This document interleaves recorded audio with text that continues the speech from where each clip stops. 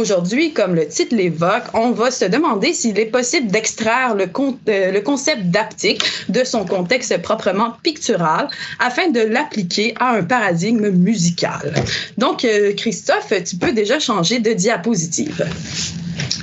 Donc, je prends pour point de départ, dans ma conception de l'haptique, l'ouvrage de Gilles Deleuze, Francis Bacon, Logique de la sensation, dans lequel, en fait, Deleuze va se pencher sur une étude assez particulière des toiles du peintre. À partir de cette étude-là, Deleuze va relever, en fait, une voie qui est typiquement baconienne et qu'il va appeler le figural. Cette voie-là, artistique, est particulière parce que, selon Deleuze, c'est la seule à s'ancrer dans ce qu'il appelle une logique de la sensation, laquelle dégage en fait un paradigme de l'haptique et qui s'oppose finalement à la figuration, donc à cette logique de la représentation, laquelle dégage finalement un paradigme non pas haptique, mais bien optique et ou tactile. Donc, on peut déjà passer à la prochaine diapositive. Si on veut comprendre un peu, se mettre dans le mode d'une logique de la sensation, on peut se référer à cette citation de Bacon dans laquelle il affirme l'impératif de peindre le cri plutôt que l'horreur. On peut aussi se référer à une citation de Deleuze à partir de laquelle il va nous informer un peu sur le rôle de l'art par rapport à la logique de la sensation. Il va dire notamment que la musique doit rendre sonore des forces insonores et que la peinture doit rendre visible des forces invisibles. Donc, on peut passer à la prochaine diapositive.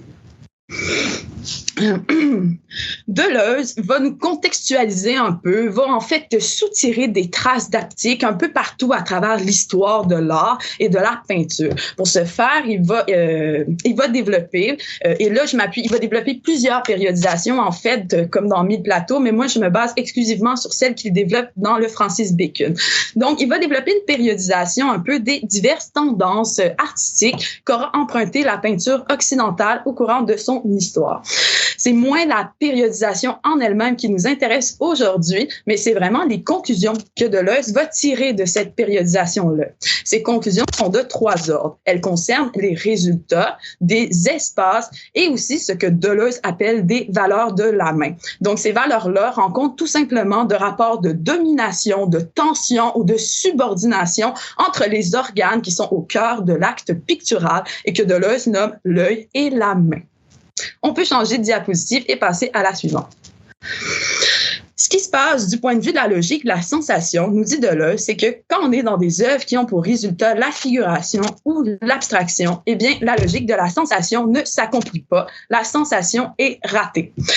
Pourquoi? Parce que quand on est dans la figuration, nous dit Deleuze, c'est une logique de la représentation qui se dégage du résultat figuratif parce que la figuration s'ancre toujours dans une logique de la représentation. Et Deleuze va définir la représentation par 2 revers, 2 pôles, qui sont simultanés, en fait, et c'est l'illustration et la narration. C'est un peu la même chose qui se passe finalement quand on est dans l'abstraction où nous dit Deleuze, après une longue analyse sur l'art abstrait, que finalement l'abstraction ne fait qu'extrémiser l'un ou l'autre des pôles de la représentation. Donc Deleuze va nous présenter par rapport à la peinture, au modernisme en peinture, 2 types d'abstraction. Une qui est plus de l'ordre de l'optique, donc du cérébral, et l'autre qui est plus de l'ordre du manuel et qui est en écho en fait avec le tactile qu'on retrouvait déjà dans la figuration.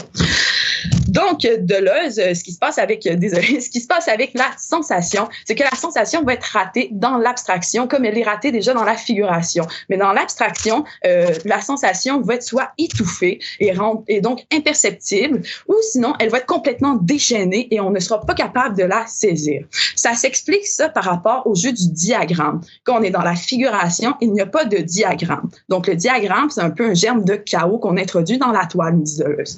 Donc, évidemment, le diagramme est absent dans la figuration, mais il est présent dans l'abstraction. C'est juste que, soit dans une abstraction optique, on va en faire un contrôle tellement intense, tellement extrême que la sensation qui est véhiculée par le diagramme va être étouffée dans un code, en fait, dans un programme et non plus un diagramme, ou sinon, le diagramme va prendre tout le tableau, va engloutir toute la toile, nous dirait Deleuze. Donc, Deleuze trouve que la voie figurale, la voie proprement baconienne, se résume résultat artistique-là est le seul à être capable d'atteindre à la sensation par le jeu, du moins dans le cas de Bacon, par le jeu de 3 éléments fondamentaux que sont la figure, le contour et la structure matérielle. Tout ça s'explique, en fait, Deleuze, c'est qu'il va positionner le figural comme étant une voie moyenne. Et ça se comprend, encore une fois, du point de vue du diagramme. C'est que dans le figural, le diagramme est bel et bien déployé. Mais, par contre, il va être contrôlé, là où la peintre va exercer un contrôle sur le diagramme, va le manipuler. Donc, on peut passer à la prochaine diapositive. Donc, ce qui se passe justement, c'est que Deleuze, dans sa critique de la figuration, il va critiquer la figuration de type primaire et il va mettre de l'avant finalement une figuration de type secondaire. Deleuze fait vraiment une distinction entre ces deux figurations, dont l'une est dite conservée, donc la figuration primaire, et l'autre est dite retrouvée, donc la figuration secondaire. La figuration secondaire, en fait, Deleuze la rapporte au figural. Donc, ça devient un peu plus clair. À ce sujet, il va nous donner aussi un exemple proprement pictural et qui tourne autour de la couleur du gris. Il va nous dire que le gris, issu du mélange entre le noir et le blanc, est d'un gris optique, alors que le gris, issu du mélange entre le vert et le rouge, est un gris haptique. Donc là, j'ai envie déjà de marquer une petite pause puis qu'on commence notre plongée dans le musical. Donc, j'ai préparé un extrait qui va durer 1 minute. Je vous donne pas d'indication, mais je vous donne seulement le titre de l'œuvre et le nom du compositeur. Donc, il s'agit de Runtime Error, et là, pardonnez mon anglais très québécois, du compositeur Simon Steen Anderson. Donc, je vous laisse l'écouter, puis on y revient dans à peu près 1 minute.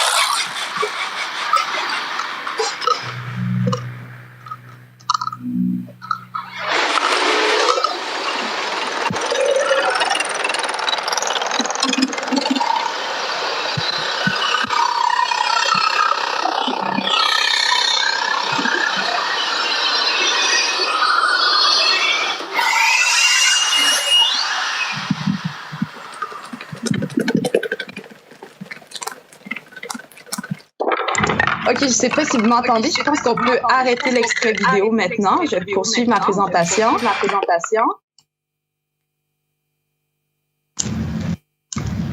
OK, je vois qu'on m'a entendu. Donc, super. En fait, il y a eu une petite confusion par rapport à l'extrait. Je voulais vous montrer la dernière minute de la fin, mais là, on aurait écouté la première minute du début de l'œuvre.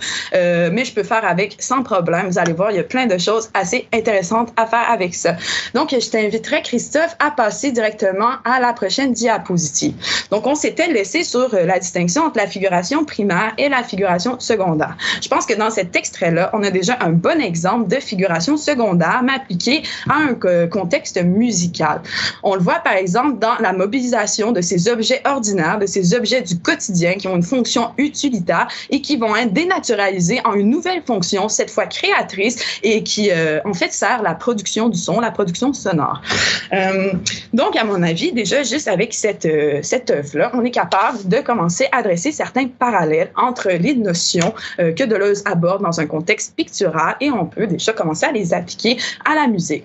2-3 mots sur Runtime Error de Simon Steen Anderson. Mais premièrement, c'est une œuvre qui recouvre plusieurs caractères. Donc, elle a un caractère audiovisuel assez présent. Elle a aussi un caractère, c'est une installation en fait. Donc, c'est une œuvre qui va être un peu mobile, qui va changer dépendamment du lieu dans lequel elle se trouve. Aussi, un point qui est intéressant, c'est que c'est une œuvre qui documente d'une certaine manière la musique concrète, mais elle n'aborde pas du tout le processus typique à la musique concrète, qui, ce processus-là, dans la tradition de la musique concrète, a tendance à se résumer finalement en un processus de captation et de montage. Dans ce cas-là, ce n'est pas ce processus-là qui est mis de l'avant, mais vraiment plus une fonction documentaire du processus et ce qui vient finalement justifier l'aspect visuel dans l'œuvre. Donc, si on reprend les 3 éléments qui fondent la peinture de Bacon, donc la figure, la structure matérielle et le contour, on est déjà capable de dresser des parallèles avec l'œuvre qu'on vient d'entendre un extrait.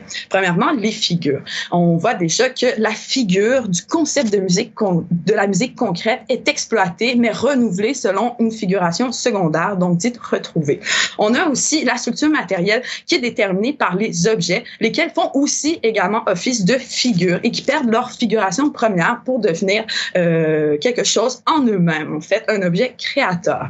Et puis aussi, par rapport au contour, et c'est là que c'est intéressant, en fait, et c'est la raison pour laquelle je suis contente qu'il y ait eu cette petite confusion avec l'extrait, parce que c'est peut-être plus évident à comprendre comme ça, mais le début qu'on voit de l'œuvre, où il commence avec les chaises, etc., c'est un peu la fin de l'œuvre. Donc, la fin, quand il revient dans son parcours, le parcours se conclut encore dans la salle de concert, sur la scène, avec ce même geste alentour des chaises, de cette sonorité-là. Donc, ça fait un peu une ritournelle. C'est pas un cercle, c'est pas une forme circulaire ou cyclique, mais vraiment plus une forme de type ritournelle, parce que il y a des variations entre le début et la fin, ce n'est pas exactement la même chose. Par extension, l'œuvre qui est destinée à être rejouée, mais d'une autre manière, dans d'autres lieux, d'autres salles, incarne aussi ce principe-là de la ritournelle. Bon, dernier élément que je veux vous mentionner par rapport à cette œuvre-là, c'est qu'elle est régie selon 3 lois. La première loi, c'est que les objets qu'on utilise pour cette œuvre-là doivent se trouver directement sur le lieu où aura lieu l'installation sonore. La deuxième loi consiste en le fait qu'on ne peut pas utiliser un objet plus d'une fois. Et puis, finalement, la troisième loi rencontre en fait des liens entre ces différents objets-là. Donc, si on veut passer d'un objet au suivant, il faut absolument qu'il y ait un lien, donc un rapport de voisinage, c'est exactement ce terme qui est employé, donc un rapport de voisinage, lequel va être déterminé en fonction soit des caractéristiques de l'objet ou soit en fonction de l'action. Donc, ces 3 lois-là, en fait, correspondent plus ou moins directement aux 3 éléments qui fondent la peinture de Bacon, donc la figure, le contour et la structure matérielle. Indirectement, on peut déjà approfondir l'analyse vers d'autres pistes conceptuelles quand on pense à la couleur qui est donnée par les objets, qui sont utilisés ici comme une palette de couleurs qui vont permettre la modulation, ou quand on pense, par exemple, au diagramme, donc cet aspect de contingence qui est très présent dans l'œuvre, ou encore, si on se fie tout simplement à l'ouvrage Francis Bacon, dans lequel Deleuze aborde les rythmes, donc ces 3 fameux rythmes actifs, passifs et témoins qu'il puise directement chez les personnages rythmiques du compositeur Olivier Messiaen. Donc, on peut passer à la prochaine diapositive. Ce qui se passe quand, en fait, on veut aborder l'haptique dans un paradigme de l'audible, on se rend compte que, finalement, on est confronté à un enjeu de nuance. On passe à la prochaine diapositive. Donc, cet enjeu de nuance-là, en fait, trouve son fondement dans le fait que la peinture et la musique, si elles ont en commun la fonction de capturer, de rendre présentes des forces, ces forces-là, toutefois, ne sont pas du tout de même nature. Elles concernent le visible pour la peinture, mais elles concernent l'audible en musique. Donc, de cette nuance-là, très grande, très importante, va découler des conséquences et qui vont avoir une incidence dans notre exercice d'appliquer l'haptique à un paradigme de l'audible. Donc, aujourd'hui, j'ai pas le temps de toutes vous les présenter, mais je vous en présente 2 dont les conclusions vont être assez intéressantes. Premièrement, ma première conséquence qu'il faut nuancer, mettons, ma première zone de nuance concerne les organes impliqués. On a vu que dans le contexte pictural, Deleuze allait poser au cœur de l'acte de peindre 2 organes, l'œil et la main. Mais en musique, si on veut rendre compte de ces rapports-là de manière équivalente, il faudrait ajouter un 3e organe, en fait, qui serait l'oreille. On n'a pas le choix de donner une place à l'oreille, mais on ne peut pas, comme on va le voir bientôt, évacuer les 2 autres organes que sont l'œil et la main. Et puis finalement, ma deuxième zone de nuance concerne ce que j'appelle des pôles haptiques. Donc, ce sont ce qui nous permet finalement de déterminer est-ce qu'il y a bel et bien de l'haptique. Donc, Deleuze, pour appuyer toute sa conception de l'haptique, il va l'appuyer en fait directement à partir des toiles de Bacon. Il extrait tout ça directement de ce que j'appelle l'objet ou de ce qui rentre dans ce pôle haptique-là de l'objet. Mais la particularité du musical, ce que met en fait en évidence la musique, contrairement à la peinture, c'est que le faire musical implique un genre de faire ensemble, un faire un peu plus collectif et aussi un processus un peu plus indirect entre le moment où on a l'idée de l'œuvre et qu'elle sera diffusée. Ce qui amène finalement à devoir nuancer ces pôles-là et à devoir nuancer particulièrement le pôle de l'objet, surtout au regard du fait que l'objet musical, compris en tant qu'œuvre, repose finalement sur une interaction d'objets. D'une multiplicité d'objets. Donc, on peut passer à la prochaine diapositive. On va voir ces deux ondes-là et c'est pas mal ce qui va finir, conclure en fait ma conférence. Donc, il nous reste encore deux petites sections à parcourir. Donc, j'ai déjà abordé un peu le fait que dans un paradigme de l'audible, eh bien, il faudrait bonifier le duo que posait initialement Deleuze, composé de l'œil et de la main, en un trio auquel on ajouterait finalement la valeur de l'oreille, l'organe de l'oreille. Donc, l'oreille remplirait à peu près les mêmes fonctions que Deleuze attribue à l'œil et à la main du ou de la peinte, c'est-à-dire des fonctions qui sont de l'ordre de la cérébralité, de l'intelligibilité ou de l'ordre du manuel, donc de la créativité. C'est un organe que Deleuze n'aborde pas du tout dans le contexte pictural du Francis Bacon, ce qui nous laisserait croire peut-être que l'oreille serait absent en peinture. Mais en musique, on n'a pas le choix de l'aborder parce qu'évidemment, l'oreille est présente, est impliquée dans toute production musicale. Ce qui est intéressant, par contre, et ce qui pourrait peut-être constituer déjà une première piste d'enrichissement d'un paradigme musical vers un paradigme pictural, en fait, ça serait que quand on parle d'oreille en musique, oui, on fait référence à l'oreille externe, mais aussi on fait référence à cette conception-là d'une oreille intérieure, donc à l'oreille interne. Peut-être que quand il est question de musicalité dans un contexte du visible, donc par exemple, juste quand on reprend les rythmes qu'aborde Deleuze par rapport aux toiles de Bacon, peut-être que ces rythmes-là, ce à quoi il s'adresse, ça serait une fonction interne de l'oreille, ce qui finalement aurait échappé à Deleuze parce que le contexte pictural met moins cet organe-là en évidence par rapport au contexte musical. Donc, on peut passer à la prochaine diapositive. Donc là, ça va être un peu moins lourd. On parle de la main. La main est l'organe musical, en fait, qui a le plus de correspondance, le plus de familiarité, de points communs avec son homologue pictural, parce que toutes deux ont une fonction purement manuelle, c'est-à-dire manipuler des outils, manipuler des instruments. Mais en musique, puis ça, je vais juste pas mal m'arrêter là-dessus pour le point sur la main. La main a cette particularité-là de pouvoir s'étendre à d'autres régions du corps, voire à tout le corps. Donc, la main se prolonge, trouve une prolongation de ses fonctions à d'autres parties du corps, ne serait-ce que quand on pense à la cavité buccale qui permet de jouer d'un instrument avant ou à la colonne d'air qui va être mobilisée, donc à la sollicitation de la ceinture abdominale. Donc, on peut passer à la prochaine diapositive qui va conclure la section sur ma première zone de nuance qui concerne les organes des musiciens et musiciennes. Donc, l'œil, qui peut-être ça pourrait être un organe assez surprenant. Mon choix de conserver l'œil, en fait, est assez, selon moi, n'est pas si surprenant que ça, parce que l'œil est quand même sollicité dans les musiques de tradition écrite, mais on va voir aussi qu'il a bel et bien une présence assez importante, même dans les musiques de tradition purement orale. Donc, l'œil remplit, un peu comme l'oreille, les deux fonctions cérébrales, intellectuelles et ou manuelles que Deleuze attribuait respectivement à l'œil et à la main du ou de la peintre.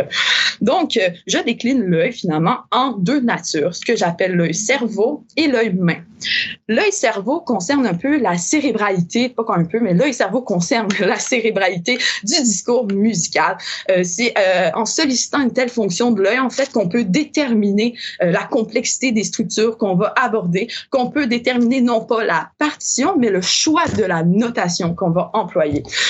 Par contre, il y a aussi une activité, une implication de l'œil qui est plus de l'ordre manuel et que j'appelle l'œil main et qui, elle, concerne la visibilité de la peinture. Donc, évidemment, c'est là que la partition rentre en ligne de compte comme un exemple assez évident de cette visibilité-là.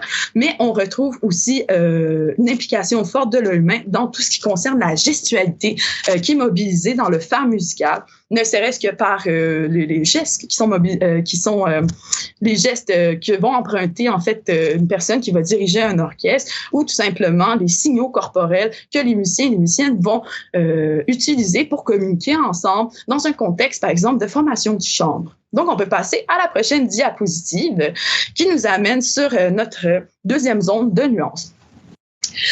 Donc, c'est la zone que moi j'appelle les pôles haptiques. En fait, c'est, comme je l'ai déjà expliqué, Deleuze va essentiellement appuyer sa conception de l'haptique sur le pôle de l'objet, donc de la toile. Mais quand on considère l'œuvre musicale, on se rend compte que le pôle de l'objet perd un peu de ses propriétés empiriques pour tendre vers une forme un peu plus métaphysique. L'autre enjeu qui arrive, c'est que quand on parle d'œuvre musicale au sens large, on se rend compte que cette œuvre-là compris comme objet, est déterminé finalement par le jeu d'une multiplicité d'objets.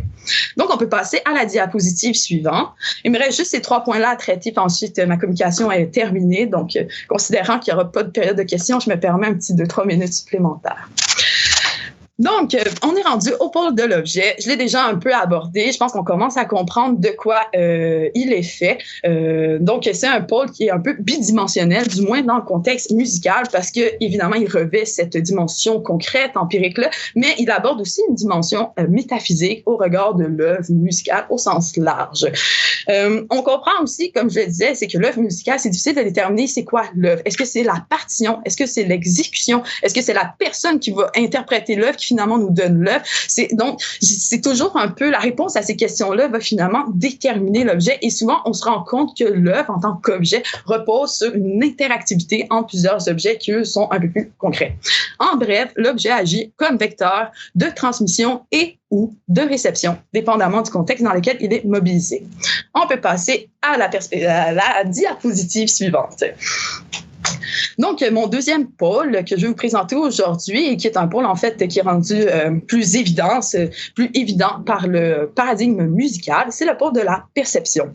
Donc, comme je l'ai déjà évoqué, c'est que la création d'une œuvre musicale passe nécessairement par plusieurs exercices de perception. On peut, par exemple, tout simplement se référer à la formule de base où une œuvre doit être composée, interprétée, ensuite entendue, donc reçue.